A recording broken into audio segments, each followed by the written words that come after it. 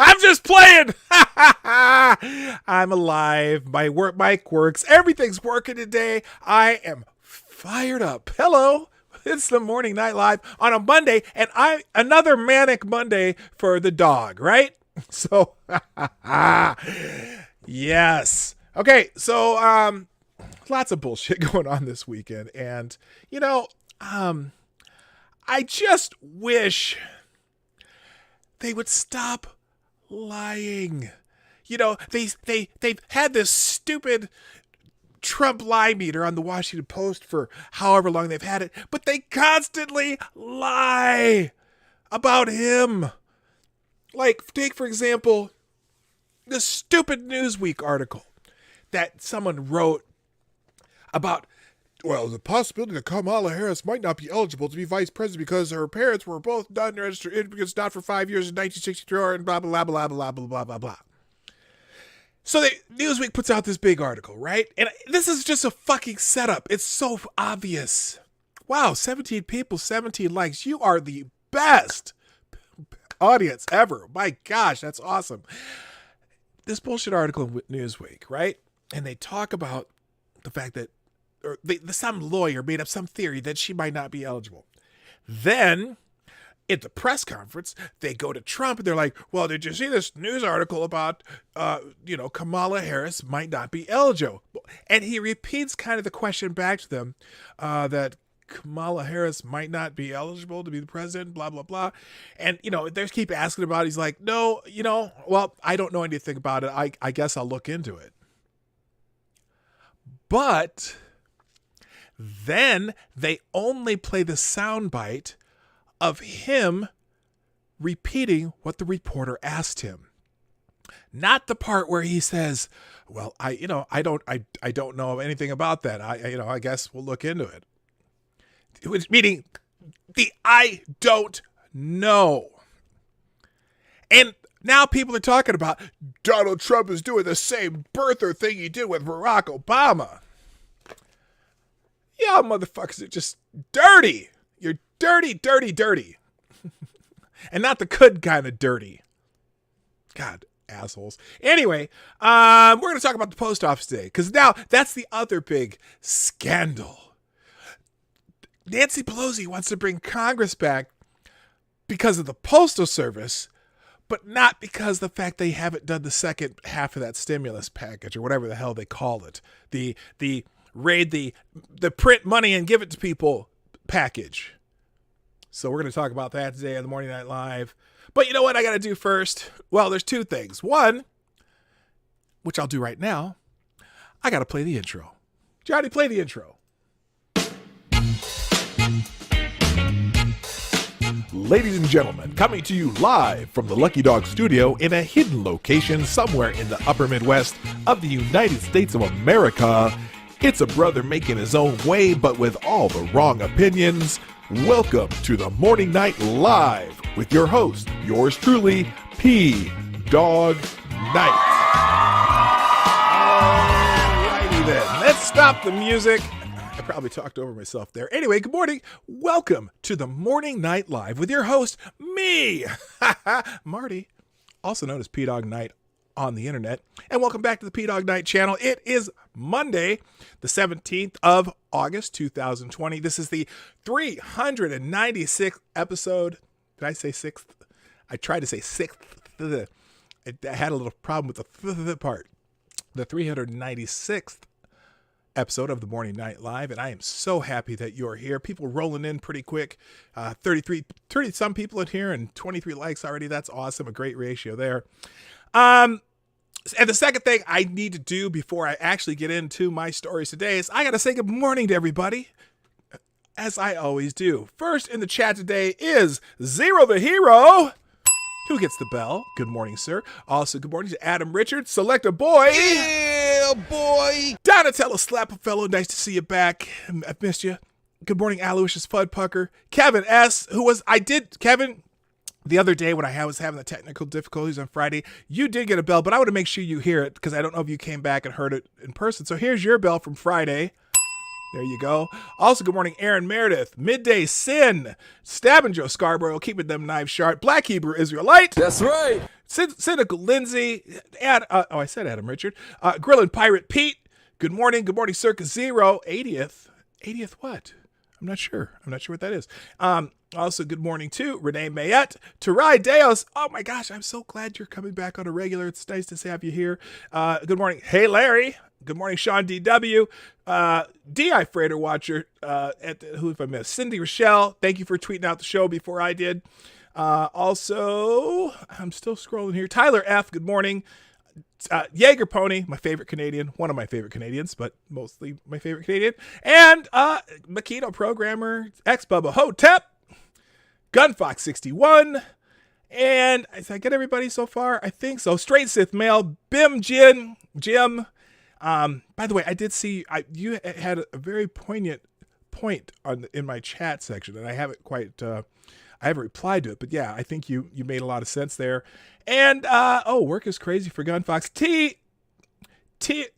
The R to me. Okay, I hope I'm saying that right. And also Balin Bobby and Midnight in Exile. I think I got about everybody there. Thank you for being here at the Morning Night Live. I'm happy you're here. And if you're lurking or watching a replay, welcome to you too. If you're watching a replay, throw a comment down in the comment section. I always appreciate that. Good morning, Kessler. Also, so let's get into this manufactured crisis that apparently the Democrats. God, Emperor of Duncan, I did not want to miss you. Good morning, also. This whole mail thing, and I have 5 stories on it. I don't know if I'll go through them all extensively, but it's insane. It's like, everyone's playing this game. They want to be able to, I honestly think they want to do ballot harvesting like they do in California, and that's just nuts. Wait, I need a long vacation. I hear you, Lindsay. A long vacation would be good. Anyway, this whole we're going to talk about the mail today. Thus the name of the stream, mailing it in. It's silly. Let's just go. Let's just go to the articles because it's unbelievable. Okay, it's unbelievable. Kind of like who used to say that? Andrew Dice Clay used to say that. It's unbelievable. I don't know if you said it that way. I try. Good morning, CNN sucks the most redundant name on the internet. Gunfox, Marty, you need to get your Discord set up. Yeah, I know. Here's my reluctance. Discord, you kind of got to manage it. At least that's the impression I get, and I just don't know if I'm ready to manage a Discord. I suppose I could. I'm sure it would be another way to get more people to interact and join. So we'll talk about it. We'll talk about it soon. All right, let's talk about the mail crisis, and I do not mean something that's taken care of with a purple pill. Oh, blue pill. Is it the blue pill? It's the blue pill. Good morning, no room for squares. So here's the PJ Media article on it. The manufactured hysteria, and it is hysteria, I'm telling you, over the mail delivery. Okay, now, before I even look at this article, so here's my take. For the last, 15, 20 years, the mail drop box, those blue mail drop boxes, you open it up, it looks like if you made it into a cartoon, it would eat your hand, right? Those mail boxes, right? They've been removing those forever because with email and all the other way people communicate, snail mail via the U.S. Postal Service, the volume's way down, right? So they've been doing that, and they've been relocating sorting machines and shit like that forever, for at least the last 15 years. And I only know this because I work for UPS and we keep up on what other companies do. All right. And one of those companies, the pseudo-governmental agency known as the U.S. Postal Service, has been doing all sorts of readjusting based on the change in volume. And they also have been losing money left and right. So they've been trying to find ways to be more efficient, moving sorting centers, consolidating sorting centers, all kinds of things like that, right? And then, all of a sudden, a lot of the Democrats and a lot of these people, because of the because of the sweet and sour sniffles, want to do voting by mail. And so even the thought of the Postal Service. Now, let's put it this way. 120 million people voted just for the presidential race in the last election. That doesn't even count all the people who didn't necessarily vote for one of those two candidates and voted all the other elections. So we're talking the possibility. Let's say if all 50 states did mail-in voting, you have the potential of having 150 million extra pieces of mail go through the system in about a 2 to 3 week period, right? Now, I know they move a ton of mail, but they having that big of an influx over a 2 to 3 week period, you realize the mail service isn't the greatest reliable thing on the planet, right? You know, there's a ton of mail that gets messed up. Plus the idea that, like, in some of these states, like, I can't remember which state it was, where they had to invalidate 90,000 ballots in an election because ballots came in from dead people and ineligible people and all that. So you don't think that there might be a teeny bit of some kind of voter fraud? You can't, and it's funny because the Democrats and the media, which is redundant, of course, has been telling you, well, there's no such thing as voter fraud, blah, blah, blah. We've been doing mail-in ballots all the time because we have absentee ballots. No, we don't just send ballots out to people. If you want an absentee ballot, you have to fill out a form and have some sort of verification, and you send that in and they send it to you and then you send it back. They don't just blanket send out ballots to everyone who's registered to vote.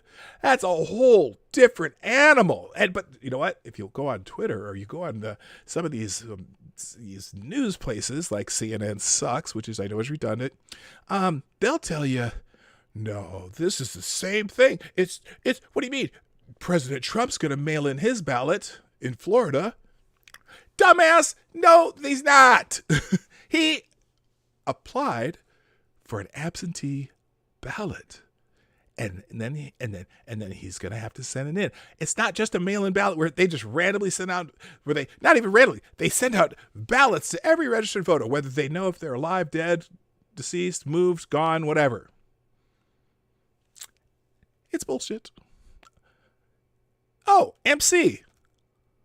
Hammer time. Good morning. How you doing? So, the manufacturer hysteria over mail delivery. That dastardly Donald Trump is at it again.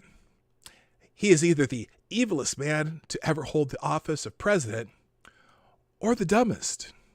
He is either a Machiavellian genius manipulating the media and his hypnotized followers, or a bumbling, know-nothing idiot.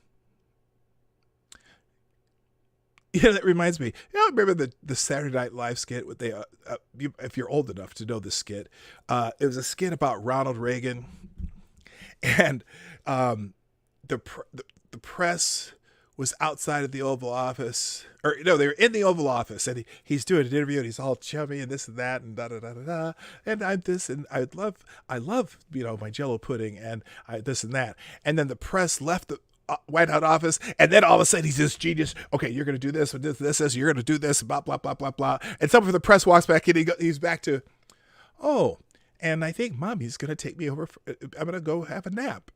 And then they walk out, and then he's the evil genius again. That's kind of how they treat Trump. Either he's an idiot or he's an evil genius, right? Anyway, Trump's being accused of sabotaging the November elections. Wait a minute. I thought you could wear masks and go anywhere. I thought if you wore a mask, that would protect you from the sweet and sour sniffles, right? Anyway, Trump is accused of sabotaging the November elections because he won't give the Postal Service unions and incompetent managers in the Postal Service $25 billion with a B dollars to play with. I think he already gave them $10 billion last month, right? Because they're so far in the red. Anyway, The money, apparently the money will stave off a catastrophe for about a year at the rate the U.S. Postal Service is burning through cash. Without that money, we're informed by those in the know, tens of thousands, millions of voters who wait until the last minute to mail in an absentee ballot might not have their votes counted because, well, Trump. We have our first super chat of the day. Thank you, Bubba Hotep, with the 2222 and my favorite super chat alert, the veritable shake weight chick. Okay, thank you for the 2222. Bubba Hotep says, some of these male conspiracy theorists think that the United States Postal Service just discovered the alien technology of padlocks. Isn't that the truth? Some of the things that people are saying are just laughable. Almost the most mild term I could think of it. Thank you, Bubba Hotep, very much. I appreciate the super chats. Super chats through the Streamlabs link in the description down below, or at pdognight.live down there. Down there. Or it'll show up in the chat once in a while. The link will be in the chat eventually. All right, let's continue. So the procrastinators in America are up in arms and plan a demonstration to show their outrage. By the way, they protested at the Postmaster General's personal home yesterday. These motherfuckers will lose their minds. Anyway, they're up in arms, plan a demonstration to show their outrage, but it probably won't happen until after the election, since that's when they'll eventually get around to it. No, they actually already did it. This article is probably written before that. That happened yesterday. They were protesting at the freaking Postmaster General's town. The crisis in postal delivery presupposes that prior to Trump's shenanigans, the U.S. Postal Service was just doing fine. Yes, they were good boys. They were doing great. They were perfect. Your mail, if it said you're going to get it in 2 days, you'd get it in 2 days. If you said you're going to get it in 1 day, you'd get it in 1 day. Get the fuck out of here. Anyway, nothing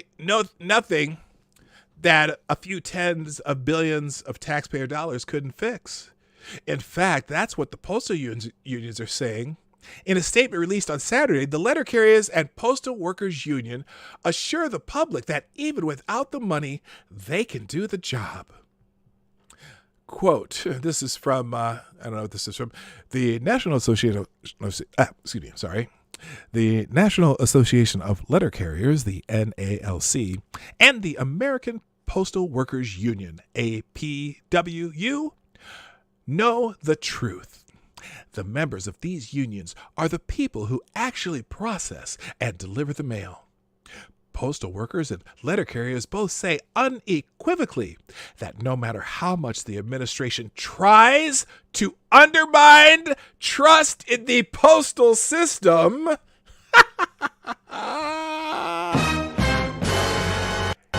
the system remains fully capable of delivering every single ballot cast by mail in a secure and timely manner.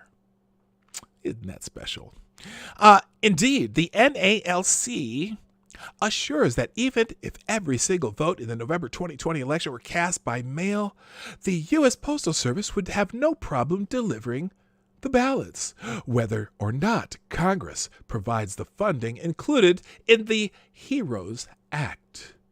The Postal Service has an entire structure in place to coordinate with state and local election boards to facilitate secure and timely delivery of mail ballots. What the fuck you need the money for?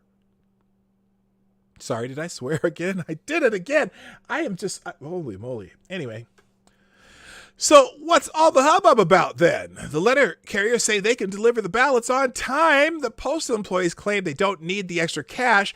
Where, pray tell, is there a crisis? Well, here comes Nancy Pelosi, because she knows. In fact, she's about to call the members of the House of Representatives off the campaign trail and back to Washington to deal with the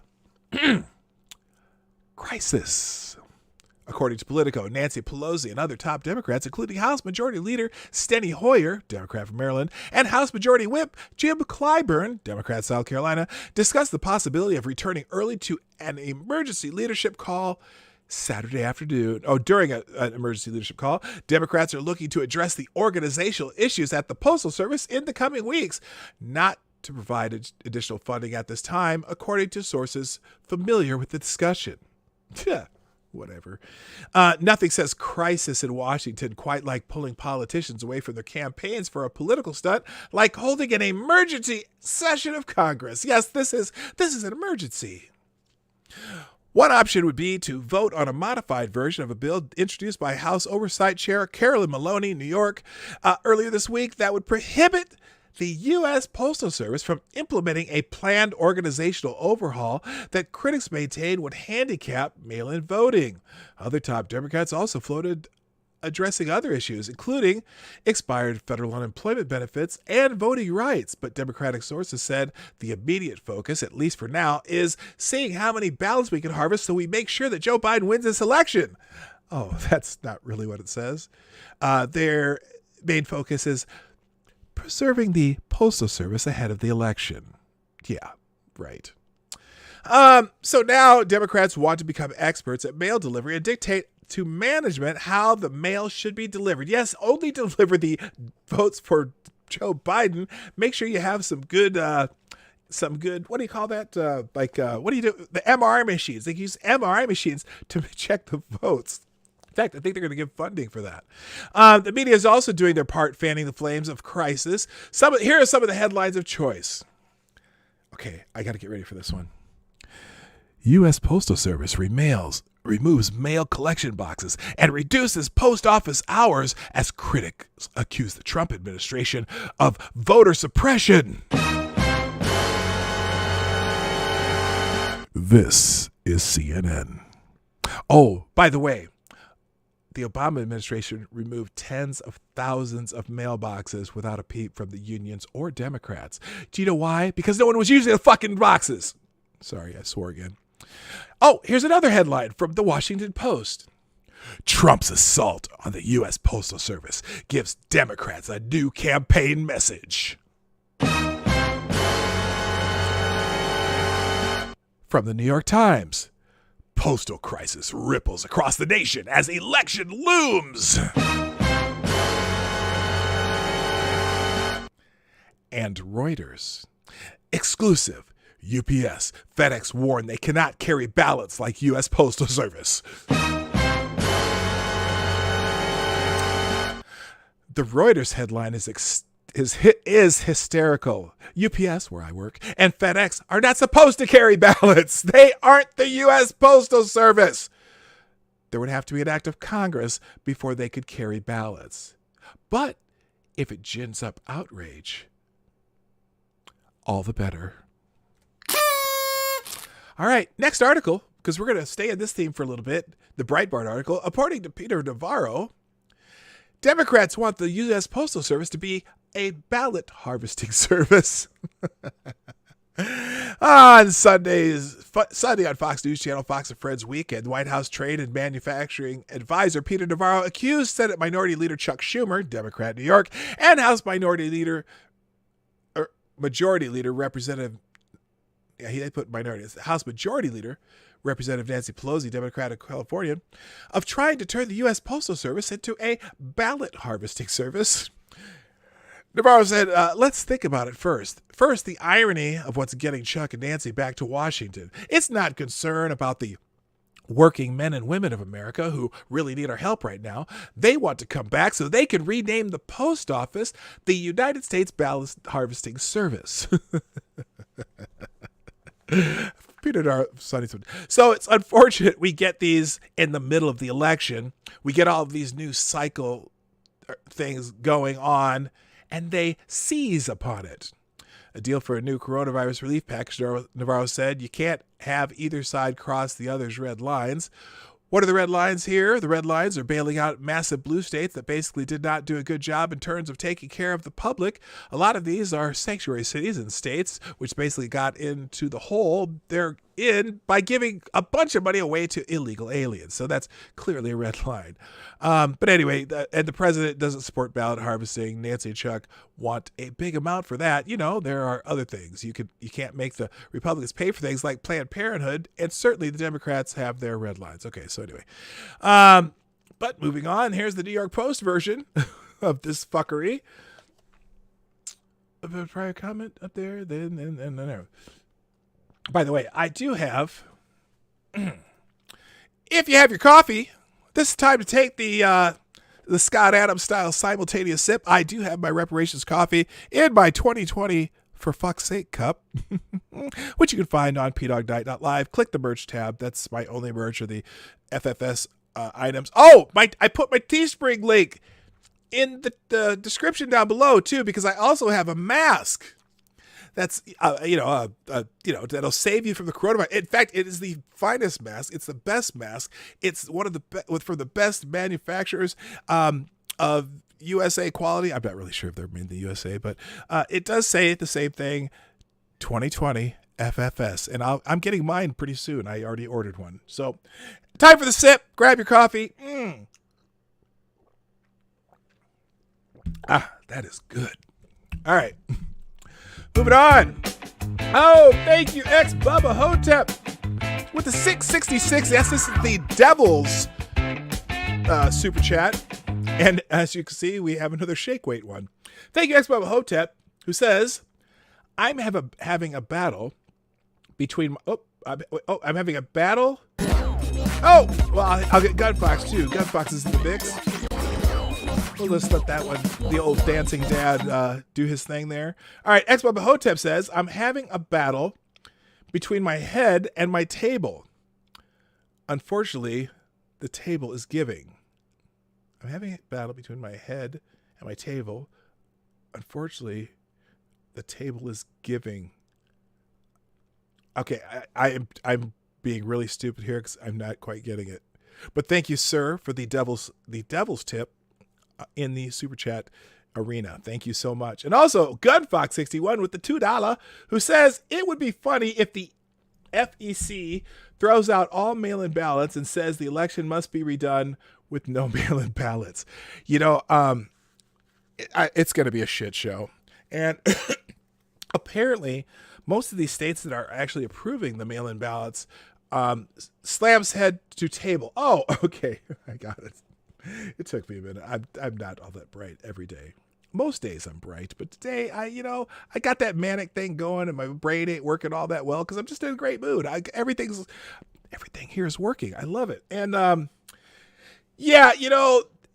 can imagine.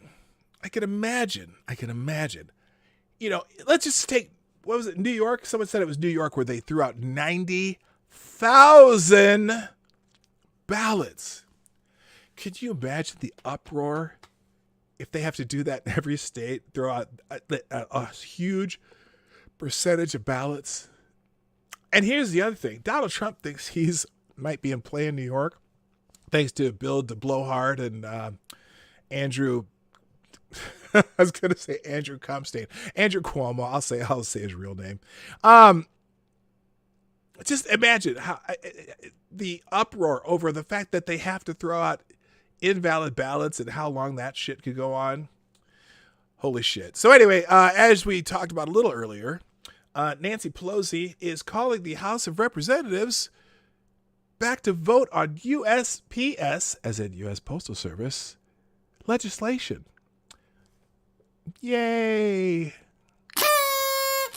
House Speaker Nancy Pelosi announced Sunday her chamber will be recalled later this week to vote on legislation that would bar, not William Barr, but to bar the U.S. Postal Service from altering any services that were in place at the beginning of this year. Wow. What if they need to find a way to get all these ballots done and they need to move stuff to do that? What services would they change? Mail. It's mail. Here's the mail, it never fails. It makes me want to wag our tails. When it comes, we want to wail. Mail! Who could tell me where that's from? If you have kids that grew up in the early 2000s, you probably know what that is. Anyway, so lawmakers are currently on August break, but the plan is for them to return on Saturday, a senior Democratic aide told Reuters. The House reportedly would focus on the ways which they allege Trump's Postmaster General, Louis DeJoy, is undermining the agency ahead of the November election. We're going to have a lot of those this week because they're, yes, Blue's Clues, You're the Hero Gets the Bell. That's your second bell today. Oh, good morning to the gayest person on YouTube. I was competing for that when I sang that male song, I got to tell you. And also, good morning, Richard Cranium. So Trump has said he's resisting funding the cash-strapped U.S. Postal Service because he wants to prevent a surge in mail-in voting during the coronavirus pandemic. I thought masks was going to save everybody's lives. If you can go to Home Depot, or if you could go and protest in front of the Postmaster General's house, or if you could go to Walmart, I think you could go and vote safely. Good morning, Septus Wolf. Septus Wolf. Good morning. And also he says good morning, or he or she, I don't know if it's he or she, says good morning to the chat too. Anyway, the expected vote comes as the post office on Sunday vowed that no more mailboxes or mail sorting machines would be removed until at least after the election. Kim Frum, a U.S. Postal Service spokeswoman, told CNN that the collection boxes, I said the election boxes, that was a Freudian slip. The collection boxes would remain where they are for the next 90 days over customer concerns that some had been taken away. Okay. Look, now, let me give you a little hint. I'm going to give you a little clue here. Most people who are, let's just say, born before, let's say 1990. Let's just use that as an arbitrary date, but maybe some people born after 1990 would know this also. Did you know that if you want to send something in the mail to somebody else, did you know that you don't need one of those blue postal collection boxes? Did you know that? Did you know that if you put outgoing mail in your mailbox, your postal carrier will take it for you? Now, I'm guessing, I am guessing that the mail-in ballots probably will not need postage, because I'm sure that if you were required to put a stamp on your mail-in ballot, that would be racist. Are you following me here? If you had to put a stamp on your mail-in ballot, that would probably be racist. Who can tell me why? Who can tell me why? In fact, it's kind of, well, I'm not even going to wait for you to tell me. I'm not even going to tell you. I'll wait for you to tell me.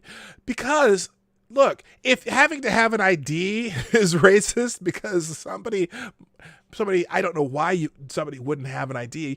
The only way you can't survive in the United States with an ID, but apparently having to have an ID is racist. Imagine the uproar if someone had this. What does it even cost to mail a first-class letter these days? I have no idea. I have to think about, is it like 63 cents or something like that? I don't know. Whatever it is, it would be racist because that would be a poll tax. Thank you, Chicago Mike. And good morning, Chicago Mike, by the way. It would be considered a poll tax. And that would be racist. So I'm assuming that all mail-in ballots will not require postage. Thus, all you would have to do is fill out your ballot, fold it up, lick it, and put it in your own personal mailbox, and your mail carrier would take it away. It's $1.15 now? Holy shit. Holy God. I remember what was it when I was a kid? I want to say it was like 9 cents for first class mail. It might have been something like that. I remember when it went to 13 cents. Oh, it was 10 cents. It was 10 cents. in the 70s. Then it went up to 13 cents. And it went, I can't remember, 17 cents. Then it was 25 cents. Anyway. Lick it and slick it. Right on, Adam Richard. Lick it and slick it. Anyway. Yeah, the saliva to seal the envelope is pulled in. Yeah, what if you have dry mouth? I bet they'll have the little pull-off adhesive thingies. You know what I'm talking about? Hi, Katie did skate. How are you? Anyway, so I'm assuming they're going to be return whatever prepaid postage, send them back. So, anyway. From the U.S. Postal Service spokeswoman also said that it's standard procedure for the agency to annually remove less trafficked mailboxes.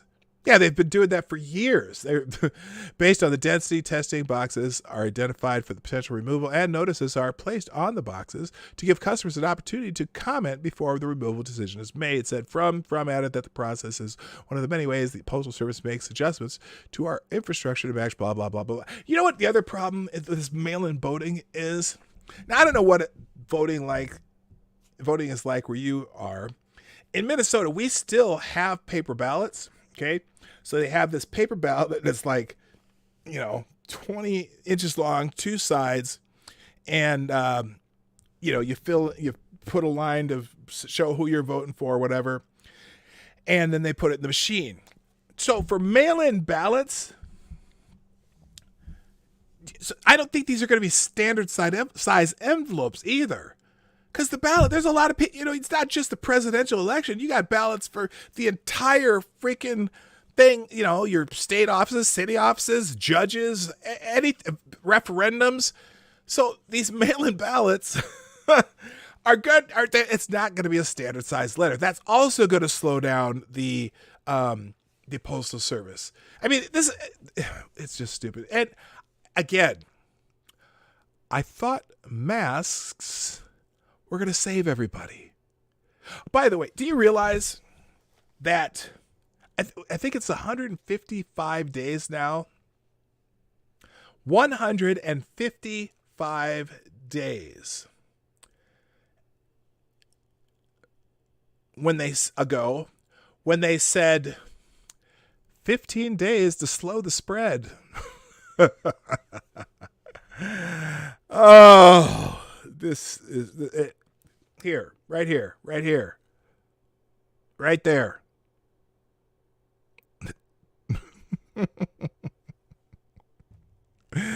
Let's see. Is there anything else in this article I give a shit about? Not really.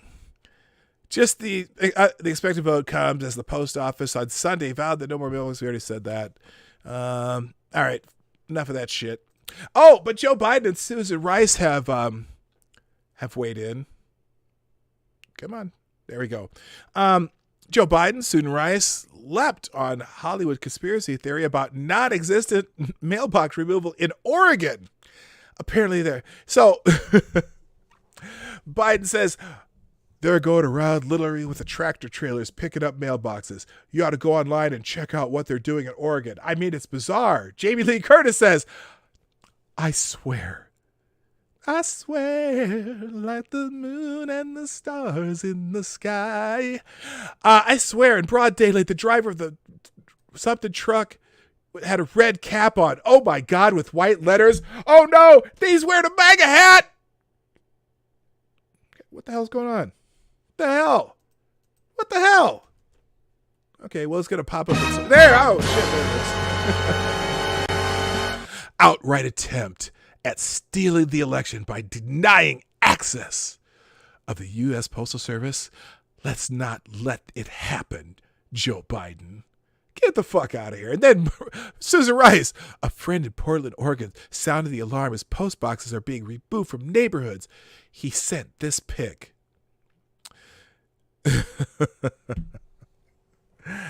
They're deranged.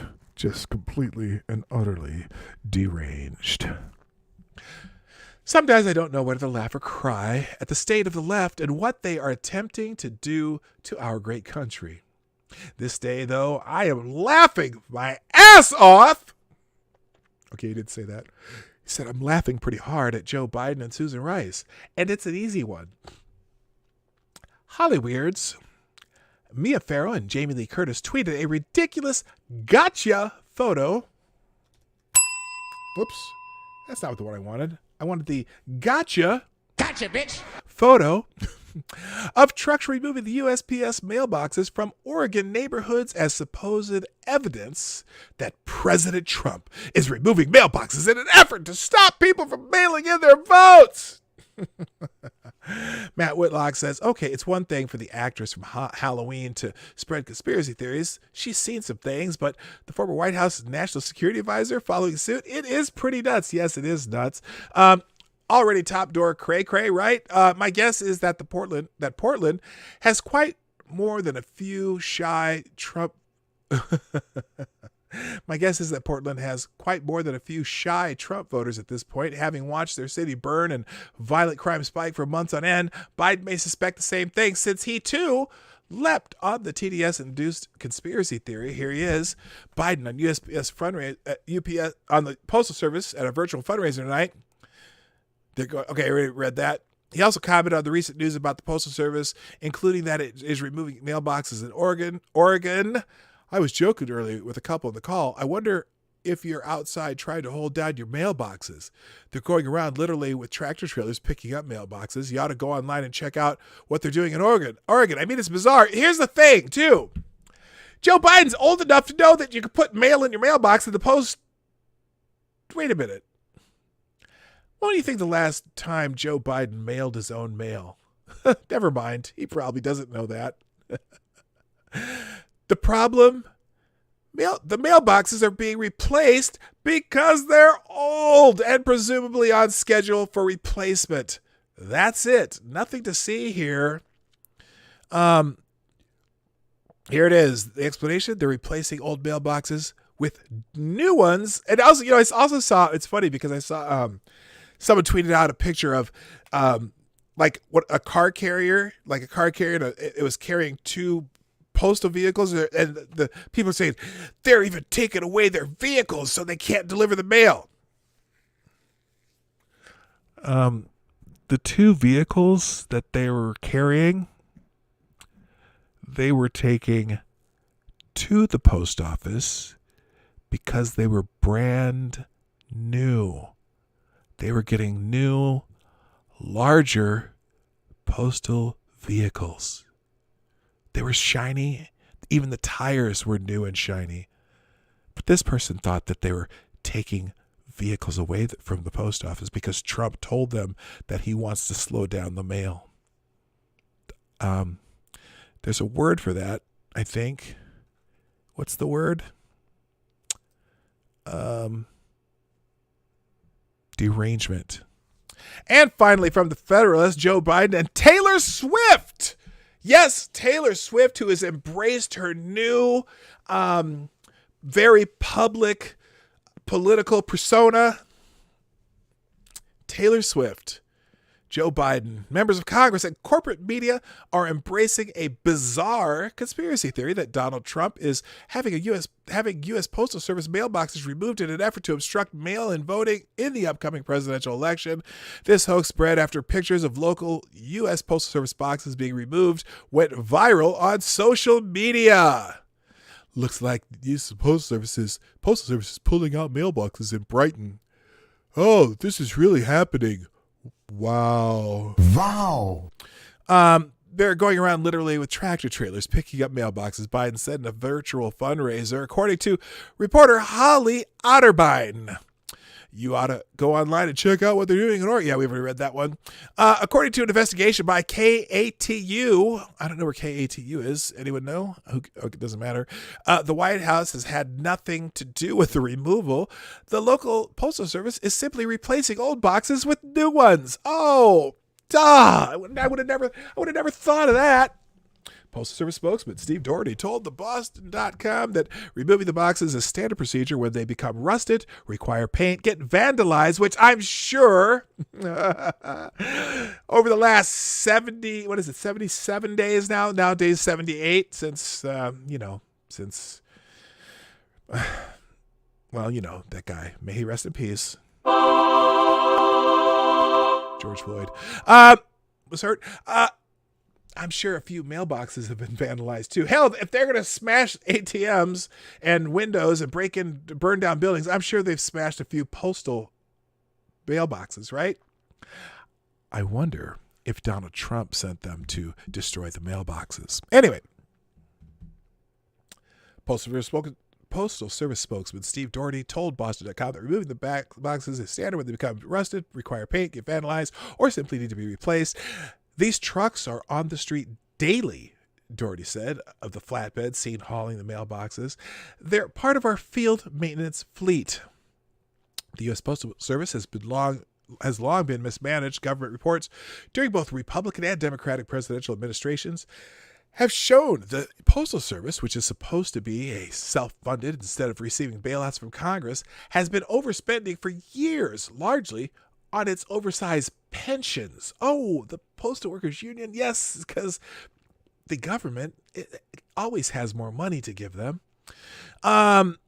It has for years avoided dealing with its well-known financial problems. This reality won't stop celebrities, politicians, and media figures from jumping aboard in this latest anti-Trump conspiracy train. Yes, this is we had Russiagate, Ukrainegate, impeachment, and now PostalGate. Former President Barack Obama took the opportunity to swipe at the current administration, not only for the Postal Service's long history of mismanagement that persisted during Obama's tenure, but also Trump's handling of the Wuhan virus. He said, everyone depends on the United States Postal Service. Seniors for their Social Security, veterans for their prescriptions, small business trying to keep their doors open. They can't be collateral damage for an administration more concerned with suppressing the vote than suppressing a virus. Motherfucker. You know those Social Security checks you're talking about? They pretty much all do it by direct deposit or on credit cards now. Catch up, sir. Taylor Swift, once a political artist who recently drove hard into partisanship and the culture war, went so far as to call the box. Let me pause here for a second for the super chat by Gunbox61. Thank you, sir. Why did that happen? Hang on a second. Why is my alert box? It's in the wrong place. How'd that happen? I was having problems a while ago. Here we go. We're going to fix that. All right, so next time it'll be in the right spot. Gunfox61, thank you for the new $2, who says, Marty, I wonder what the Dems would say if a train carrying a dozen of old U.S. Postal Service trucks with red X on the sides to a scrapper would say. Yeah, oh my God. It'd be just like, well, I'm not going to make that comparison, but you know what it has to do with trains. By the way, yes, in my area, a lot of government equipment for scrapment are taken to the scrapper near Harrisburg, Pennsylvania. Yeah, you know, they throw away old shit. They recycle the metal or whatever they do. What the hell is that picture? Anyway, thank you, Gunfox61, for the $2. The Super Chat program is alive and well. If you'd want to throw a couple bucks in the jar, that would be fantastic. Link in the description down below. Here's what Taylor Swift said. Trump's calculated dismantling of the U.S. Postal... Here's the... Good! His calculated dismantling of the U.S. Postal Service proves one thing clearly. He is well aware that we do not want him as our president. Speak for yourself. He's chosen to blatantly cheat and put millions of American lives at risk in an effort to hold on to power. Yes, he wants you dead, Taylor. I know he does in Minecraft. Oh, and also Never Trump or Rick Wilson, everyone's favorite. You know what? You know who Rick Wilson reminds me of? I always laugh because he's really short, too. He's like 5'1" or something. He's a little short fucker, but he has a big-ass head. Anyway, every time I see him, I think of that dude on the Trailer Park Boys. You ever watch the Trailer Park Boys? It's a Canadian comedy. It's very funny. It's on Netflix, I think. He reminds, every time I see Rick Wilson, I want to tweet to him, hey, I really loved you on the Trailer Park Boys. You were really funny. You know, the blonde dude with the pop bottle glasses. Anyway, Rick Wilson says, oh my God, the biggest investigative story of this election on par with Watergate will be the reporter who runs down the White House and Trump campaign connection to the U.S. Postal Service shutdown.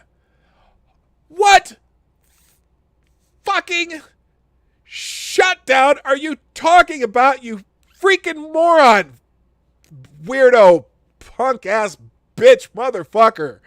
Jesus.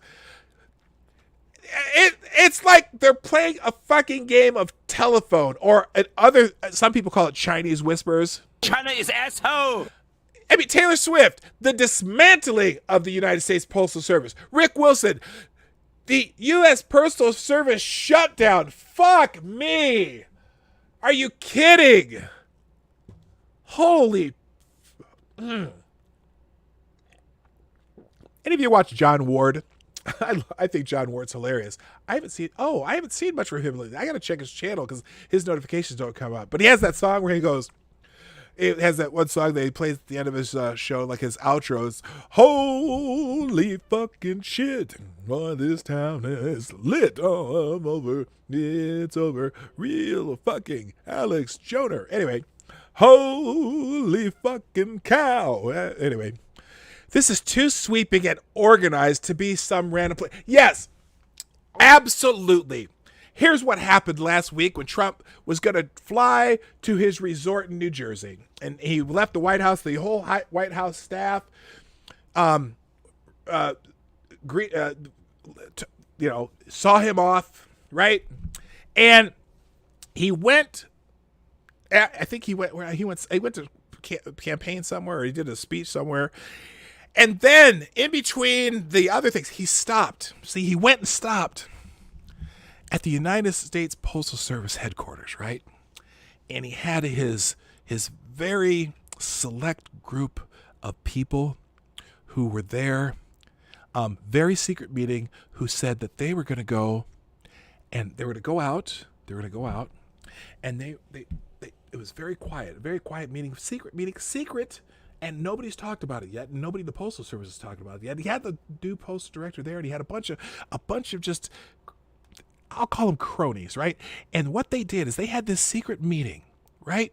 And they were all going to go out, and they planned this, and they said, look, the Democrats want to do a lot of voting by mail, and we really don't want that to happen, because we know that if they vote by mail, it'll be a big blue wave. You know, those people with the little blue waves in their Twitter profiles, it's going to be a big ass blue wave, right?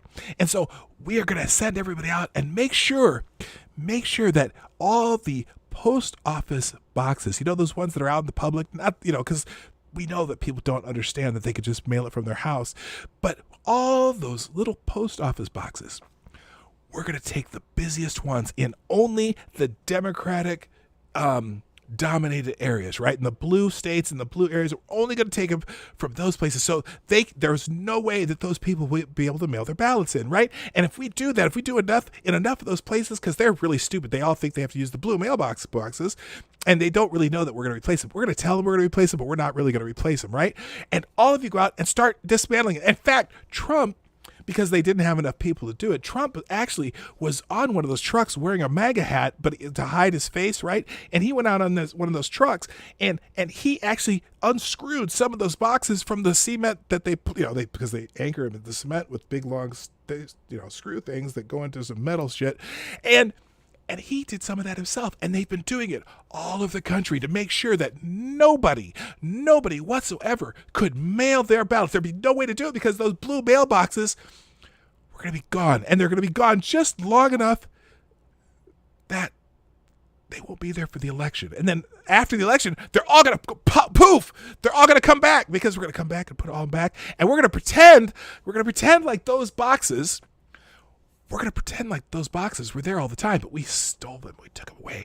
And none of the Democrats would be able to vote because they wouldn't know how to mail them to to mail in their ballots. And the Republicans will win. And we'll sweep the House and we'll sweep the Senate and we'll have a one-party rule. And then Donald Trump can be president for life.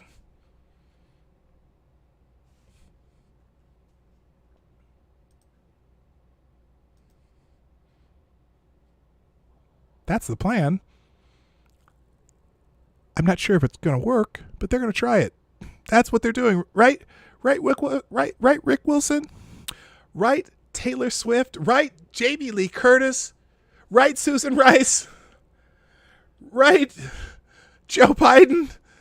That's the plan, right? That's the plan all along.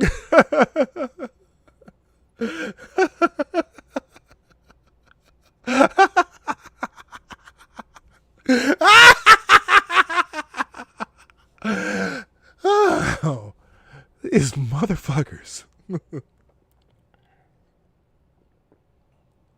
Thank you very much. Throw a tip in the tip jar. All right, moving on. AG Hamilton, who's one of my favorite Twitter people in the place, says there is no UPS shutdown. There has been no change in United States Postal Service operation, and there is nothing preventing the United States Postal Service from supporting elections via mail-in ballots. This is a crazy conspiracy that has gone mainstream among the left media.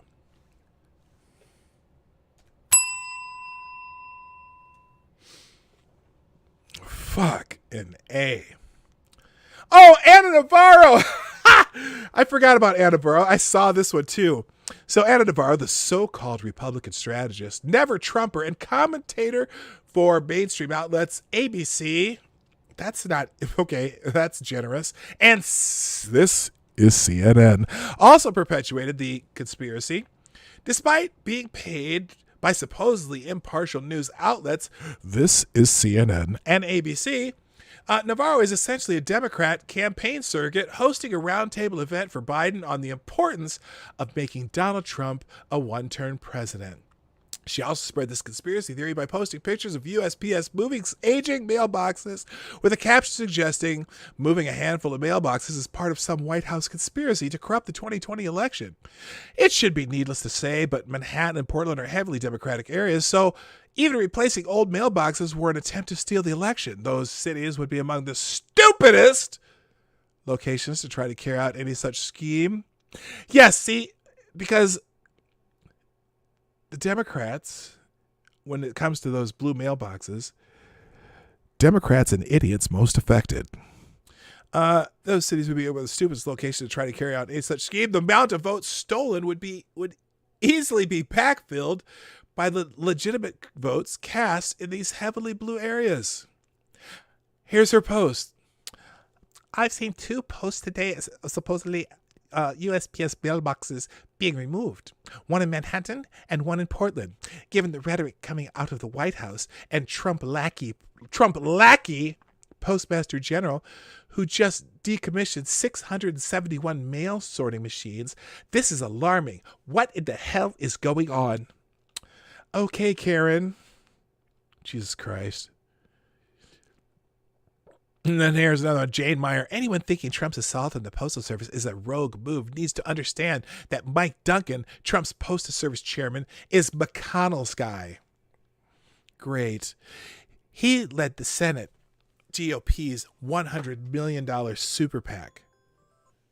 Okay, and these motherfuckers jump in and out of government positions to fucking civilian positions all the time. Oh my God, John Tester. I can't do it. Here's Dan Crenshaw's take. Joe thinks you can't tell the difference between absentee voting and universal mail-in voting. Absentee voting is safe and secure. If you requested an absentee ballot, you should use it. Universal mail-in voting is vulnerable to abuse and mistakes. Ding. Anyway, in many states, universal mail-in ballots are sent to all people on voter rolls. Not even just, including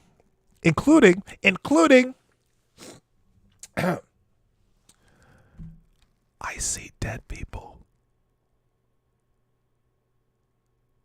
Thank you very much. Put a couple bucks in the tip jar.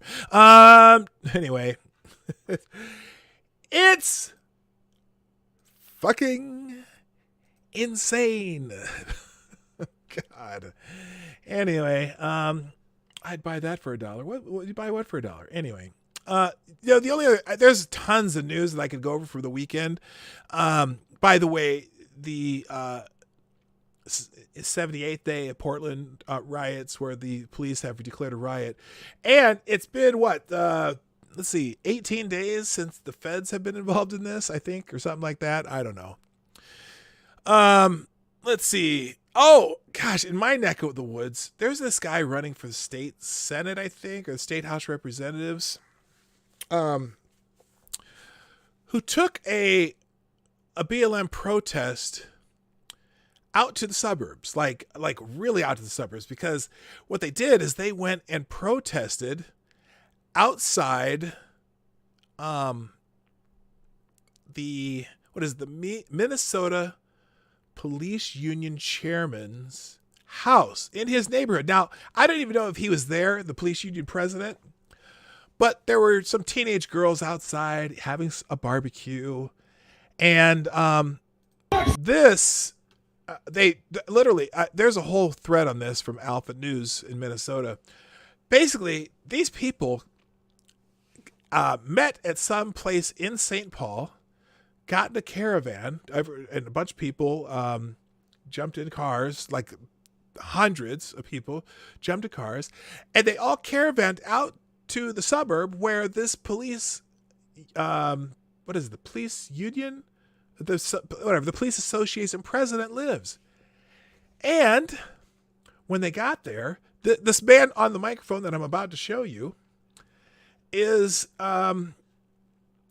this is the guy that's running for state representative in, I think it's District 37B or something like that.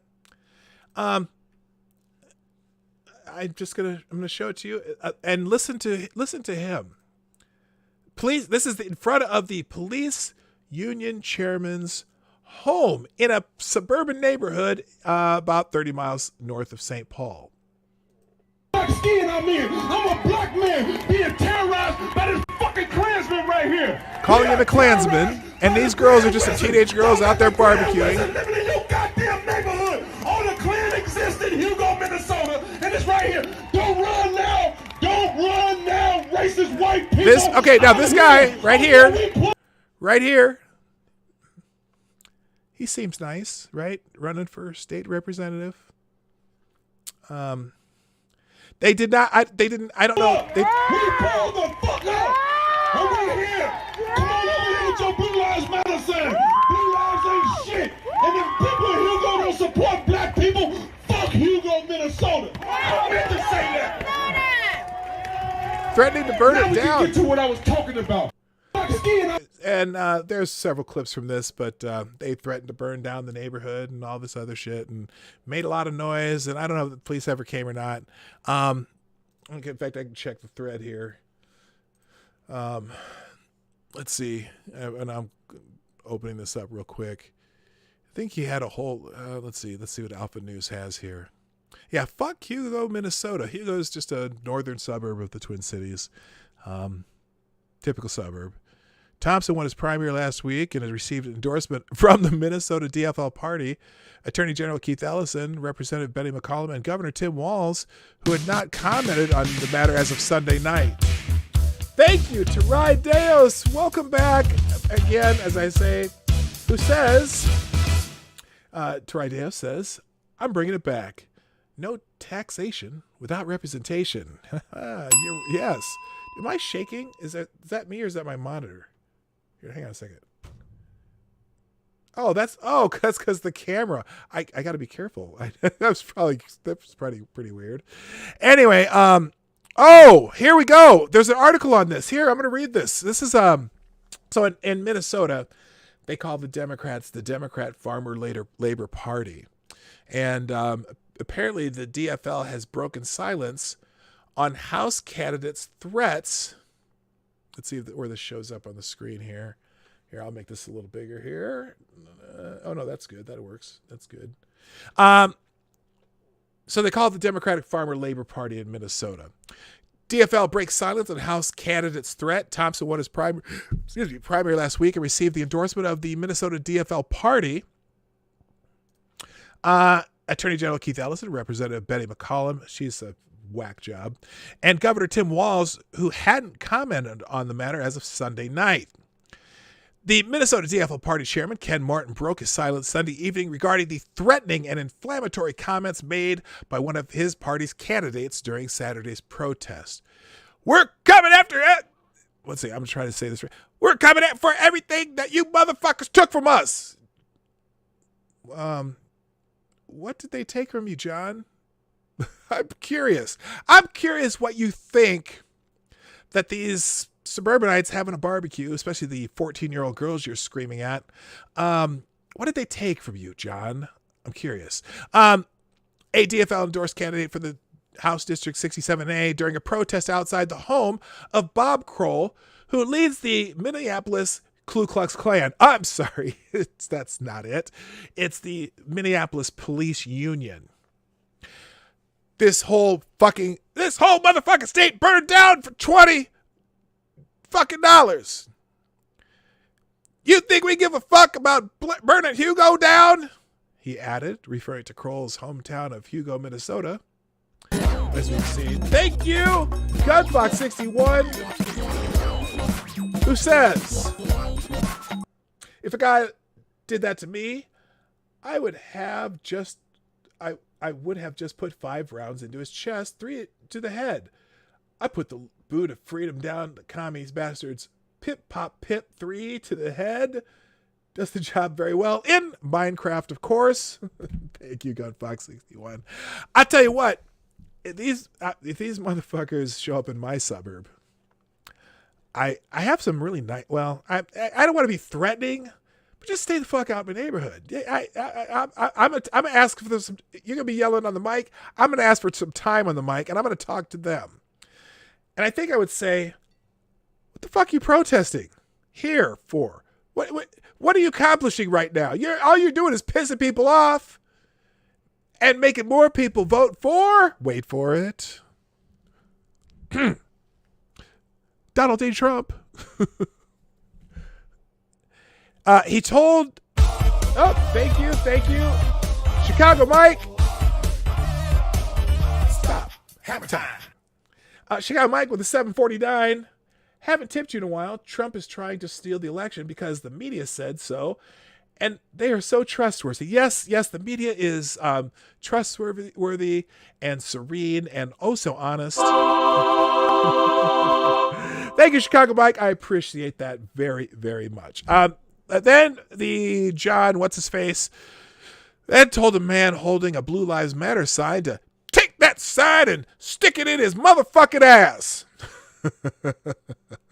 Thompson won his primary last week and has received the endorsement of the Minnesota DFL party, Attorney General Keith Ellison, Representative Betty McCollum, and Governor Tim Walz, who is not, we already said that. Martin said the party does not condone any rhetoric which is violent, hateful, or inflammatory. He said in a statement released Sunday evening, quote, "We expect our candidates and elected officials to live up to our highest values when they represent our DFL party. I cannot speak to or imagine the pain and anguish that John Thompson feels at the loss of his friend Philando Castile, and in the pain that so many black Minnesotans feel after witnessing the murder of George Floyd. I'm grateful for the work John is doing to combat systemic racism." These motherfuckers are probably creating a lot of racists right now who hate you motherfuckers. I'm sorry. You're not combating anything right now. Nothing whatsoever. You're not accomplishing anything with this bullshit except for making people more pissed off at you assholes who they had nothing to do with. Do you think anyone in that neighborhood, you up there screaming and yelling and calling the police union president the Grand Wizard of the KKK, which is, he was, if you watch the whole thing, he was calling him KKK and all this other bullshit. Do you think any of those neighbors are on your side now, or do they want you to fuck out of their neighborhood? You're not accomplishing shit. And all these assholes in Portland? I guarantee you, most of that city council's gone the next time they're up for re-election. Except for the ones that are like in that one district where the fucking socialist hag is on the city council. And I'm glad that he recognizes yesterday's rhetoric was inflammatory, hurtful, and does not help to move our state forward in the fight for justice, Martin continued. Around the same time, Thompson released a statement on his Facebook page and apologized for his comments. Oh, now this I had not seen. He says, I should yell the whole thing, but I'm not going to, just to save your ears. I became an activist and ran for the legislature to make a difference, to work diligently to fix our you motherfucker. I bet somebody wrote this for him. You can't even spell diligently. Actually, this guy's actually a pretty good guy. I remember him from the protest during when Philando Castile was killed, whatever. And I remember him speaking because my daughter and I went to, my daughter said she wanted to go to the protest. And I was like, oh my God. Despite the fact that my daughter is my daughter, she got the Irish skin in our family. I mean, she's like so white, she's opaque, or anyway. And so I'm like, okay, if you're going to go to this protest, I'm not going to let you go alone. I'm going to go with you. And actually, it was just a peaceful protest. They had a vigil. They weren't yelling and screaming, but this guy spoke at it, and he was very sincere. I remember him specifically, but anyway, but yeah, he lost his mind in Hugo, Minnesota. I became an activist and ran for the legislature to make a difference, to work diligently to fix our broken criminal justice system, dismantle institutional racism, and honor my friend Philando Castile and become a symbolism of hope within our community, said Thompson. I want to make a positive difference, and my comments Saturday were not helpful. Inflammatory rhetoric is not how I want to address the important issues we are facing, and I apologize. Okay. That's a decent apology. He kind of still made some excuses for it, but he did in the end. My inflammatory rhetoric is not how I want to address the important issues we're facing, and I apologize. No mishy-mashy apologize for if someone was threatened or whatever. He said, I apologize. Okay, not bad, sir. You did get a little carried away, though, I must say. I mean, if you want to see the rest, I'll put a clip. Here, let me put this. I'm going to put this. I'll put this thread here. And if you click on if you're on Twitter, you can click on the Alpha News thread and you can look at some of the other videos, or just follow Alpha News Minnesota on Twitter. You can look that up. Anyway, but in a post made on his, oh, wait a minute. In a post made on his personal Facebook page Saturday night, Thompson maintained that he was getting death threats for speaking the truth. Well, you threatened to burn down some houses yourself, dumbass. Republicans across the state condemned Thompson's behavior and urged Democrats to do the same. Over the past few months, we have watched as Democrats have turned a blind eye to arson, looting, toppling of statues, and general lawlessness by their supporters. Yesterday, these radical Democrats descended on Hugo, Minnesota, and the neighborhood of police union leader Bob Kroll. They harassed the community, and Minnesota DFL candidate John Thompson went as far as to scream, "Fuck Hugo," for all the families around to hear. On a loudspeaker, by the way, said Minnesota Republican Party Chairwoman Jennifer Carnahan. I have a friend named Jeff Carnahan. That was weird that I almost said his name. This action and the overall sentiment of today's Democrats is reprehensible. Ken Martin and all Minnesota leaders must speak out and put an end to the dangerous rhetoric and radical actions of their party and leader, she added. Elliot Engine, who's running against Representative Amy Walzowick in House District 38B, that's right near me, said Saturday's events were not a protest, but a mob led by a future Democratic legislator whose goal was to harass and intimidate someone at their private residence, putting the safety of Hugo residents at risk. Anyone disagree with that? I concur. Their goal was to harass and intimidate and terrorize the police chief, his family, and that neighborhood. And the language used there, threatening to burn down Hugo and fuck Hugo, I kind of think that's pretty accurate. Speaker Melissa Hortman and Representative Waslawick need to send a message that his behavior is not acceptable, he said. Waslawick said on Twitter that she appreciated Thompson's apology for the unacceptable rhetoric that he used. But Horton had not issued a public statement as of Sunday night. So anyway, it was pretty insane. I was going through that thread as it was happening because I follow Alpha News Minnesota because I'm interested in that kind of stuff. Let's see. Oh, someone named. Oh, wow. Donald Trump was with Amy Fishbach. I never knew that. You will not be safe in Biden's America. 6 of 7. Apparently, we've had there was 7 new COVID deaths. 6 of the 7 came from long-term care facilities in Minnesota. And let's see here.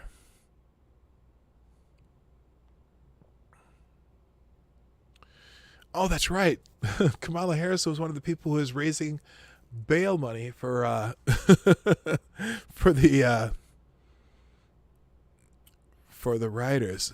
So here, just to show you what this Alpha News Minnesota. I follow some of the Portland. I follow the Portland police also.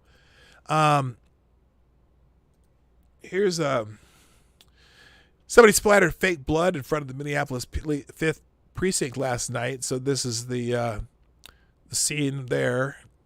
They threw some fake blood out, and they did some beautiful artwork on the building. I'm sure that they appreciate that. Pigs, sty, I smell hoes. Fuck. I don't know what that says. And blood on your hands. Bob KKK Kroll. Get it? KKK roll. Oh, that's so clever. And fuck all of you. Fuck 12. Okay. I don't know why they're bleeping those out, but anyway. Yeah, so anyway, this is a pretty good if you want to keep up on this. Here's some more of this protest. Or just screaming. Oh. I need no sound in this one. Oh, here we go. Show me a blue light. Show me a fucking blue light. I cannot unzip this. Hey, you know what? Oh, but notice. Now notice. As you look at this crowd, is there anything that comes to mind? Anything that just stands out from this crowd?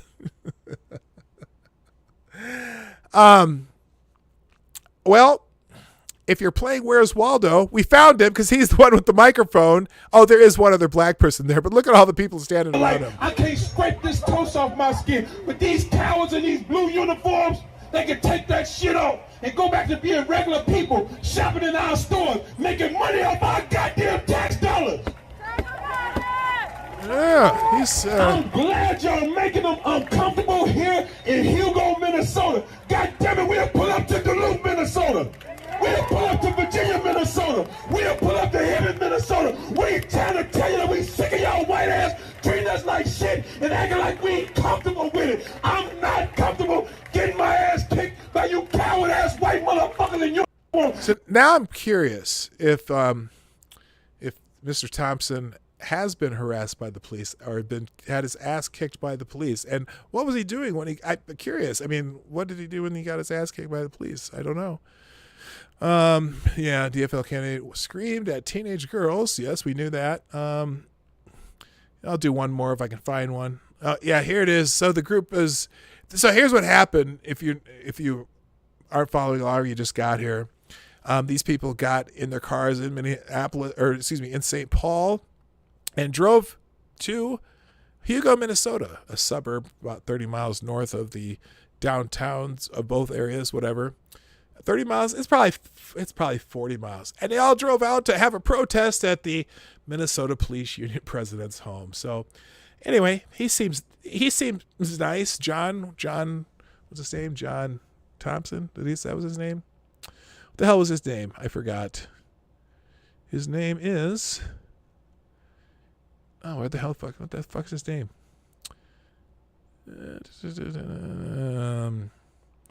It's funny that they don't have his name here. Yes, John Thompson, running for St. Paul Representative 67A. Alrighty then. All right, you know what? It's about that time. Let's figure out if there's any breaking news in the country that I need to be aware of and that you might want to be aware of. So we'll go to the Twitter Explorer tab, and we're not if you haven't been around a while, we don't do Twitter trends anymore. We just my ear itches, excuse me. We just find out if there's any breaking news. ATT 5G is the promoted tweet on Twitter right now. Apparently they're getting ready to get their 5G network up and running. I don't care. Trump administration set to open the Arctic National Wildlife Refuge to oil drilling. You know, this has been a controversy for a long time. And it's very controversial just because of what it is. They are looking at, let's say you took the entire Arctic National Wildlife Refuge. They're looking at an area basically the size, you'd think of it as a postage stamp on an extra large envelope. And they're going to be using like angular drilling and stuff like that. It's not, I mean, there's millions of acres at this place. And so it's been a controversy, but I don't think it's going to affect anything. But people are talking about the Trump administration plans to approve an oil leasing program for the Arctic National Wildlife Refuge today, opening the country's largest wildlife refuge to oil for the first time and making the program difficult to unwind should Democrats retake power. Interesting. More people saying the same thing. They're basically all talking about the Washington Post and Wall Street Journal articles. Kyle Griffith, the Trump administration finalized plans in the heart of one of the nation's most iconic wild places, 1.6 million acres of coastal plain. Yeah, but they're not going to drill the entire coastal plain, just in one spot. Anyway, all right. Anything? Let's see what else is new here. We'll go on the news tab because I usually don't like to just see what's there. Rush Limbaugh is trending for some reason. I don't know why. Don't care. Panjit Shazraj passes away. I don't know who that is. Let's find out. The Indian classical vocalist was a recipient of some of the highest honors in the country, including the Padma Vibhushan, in a career spanning over 8 decades. So he's I believe, an Indian singer, Indian call center, not casino. And Death Valley may have recorded one of the Earth's hottest temperatures. The California desert reached 130 degrees Fahrenheit, which is 54.4 Celsius on Sunday, which, if verified, would be the hottest global temperature recorded since 1931. So it's not... You know what that headline was for, right? You know why they wrote the headline. Oh, this is more proof of global warming, right? But the highest temperature since 1931. So it's happened before. Let's see, Death Valley, California, on Sunday. This would be the hottest global temperature officially recorded since 1931. Okay. Oh, per the climate data for XMACIS2, this is the first time since 1913 that Death Valley has reached 131. I think they meant 1931. In July 2013, it last reached 129 degrees. If valid, it would be the hottest August temperature at the site by 3 Fahrenheit. No, it wouldn't. No, it wouldn't. Oh, is that what it reached? Oh, I see. That would be 1 degree higher than that back then. Well, no, there's 134 degrees. Here's their chart. Max 1 day temperature, 1913, 134 degrees. 1913, 131 degrees. 1913, 130 degrees. Okay, so somebody got the 31 wrong. And then look at all these other ones. Okay. There's 2013. Wait a minute. I thought it was the hottest year ever last year. Every year for the last 10 years. Every year. 129 in 2013. 129 in 2007, 2005, 1998. 129 in 1960. My, it must have been a very hot year that year. 129 in 1913, 2020, 128, 2013. So it's all out 2000s, 98, 94, 72. It was 128. And then all these 2018, 2017s. Not many 2019s there. You notice that? Not a single 2019. There's a 2018 there, 127. Huh. And let's see, 2017, there's one of those. No 2016s, no 2015s, no 2014s. There is a 2013s. Then the last one before that, 2009. Well, more proof of global warming. Let's see what else. Anything else really newsy like that? China is outpacing Wall Street and Hong Kong investment bankers. Oh, China is asshole. in Belarus. Oh, there's a big unrest. Is it in Belarus where they're having the? Aren't they having the protest there? It's interesting because the protests in Belarus over the election, they're protesting the election, and the protest there had to be 50,000 people protesting at once, and they're at this giant intersection, but all of the protesters stayed on the street. The traffic was still going, even though these people are protesting. They weren't blocking the roads. I didn't know that you could do that. Oh, thank God! This is the one I've been waiting for. This is breaking news, people. Breaking news! Cardi B and Joe Biden joined forces for L's September issue. Yay! I wonder if Joe Biden's going to get some of that wet ass. I better not say that. Holy shit. Yay! All right, that deserves some clapping. There you go. As our nation faces two crises, COVID-19 and police brutality towards people of color, Cardi B gets real via Zoom with the man who could be the next president. This is going to be classic. Joe Biden, with you, I'm not riding, 'cause you're always hiding. Your campaign like Poseidon. Joe Biden. Anyway, Cardi B and Joe Biden going to team up. And I bet you Joe Biden is thinking to himself, what the fuck is a Cardi B? Is that a new heart pill? God. Thank God. Joe Biden and Cardi B are getting together to talk, because she's quite the articulate. Never mind.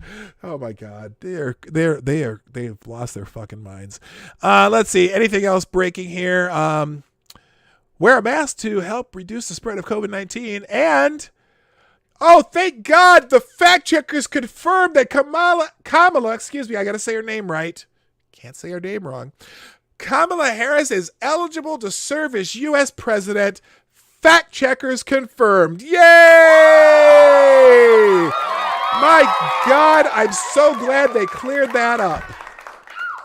Jesus, nobody's asking. Except for a few kooks on the internet. Nobody's asking. Nobody gives a fuck. And especially Donald Trump didn't ask. Some reporter asked him about that Newsweek article, though, and he answered the question. In the end, his answer was, I don't know anything about it. We'll look into it. Whatever. But that's not what's being reported. Let's see I got to click this one.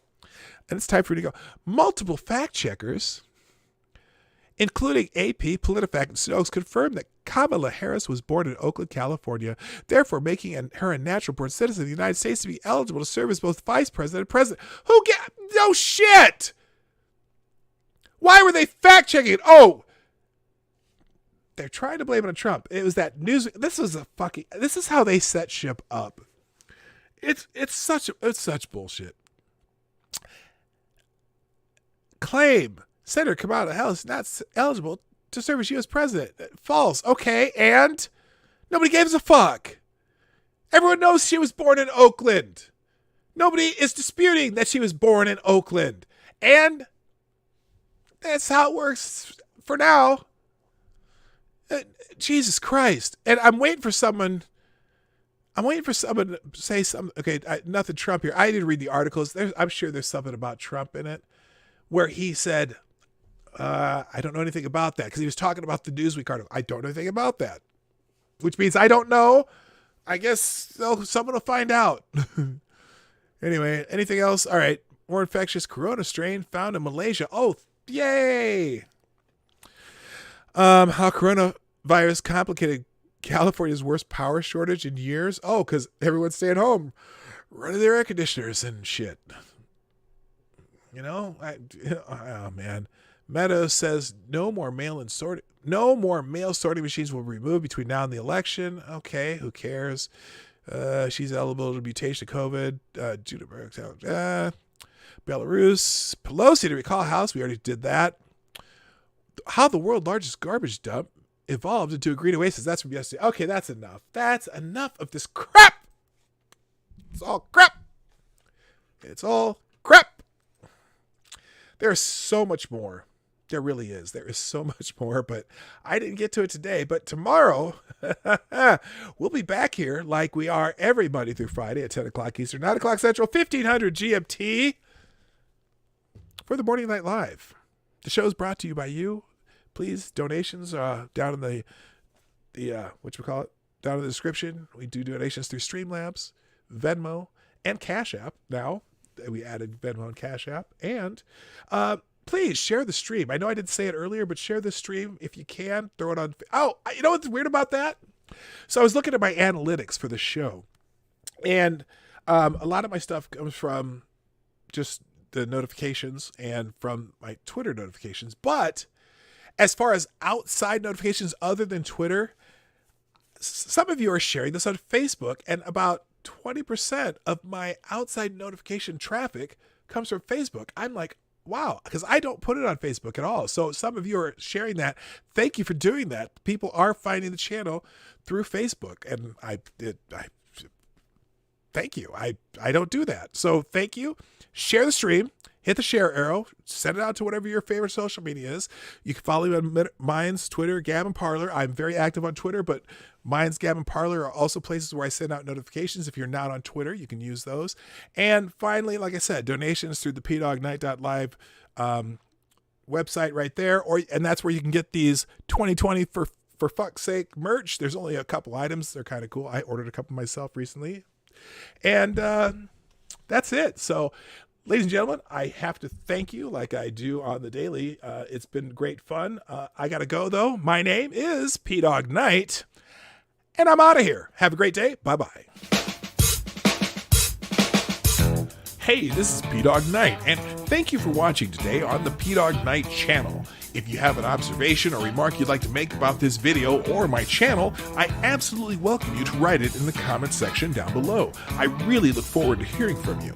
And before you go, if you like what you saw but you're not already subscribed, please make sure you hit the subscribe button and definitely click that bell that pops up afterward so you'll be notified when I post new videos or when we go live. I broadcast my live show, The Morning Night Live, Monday through Friday at 10 a.m. Eastern, 9 o'clock Central.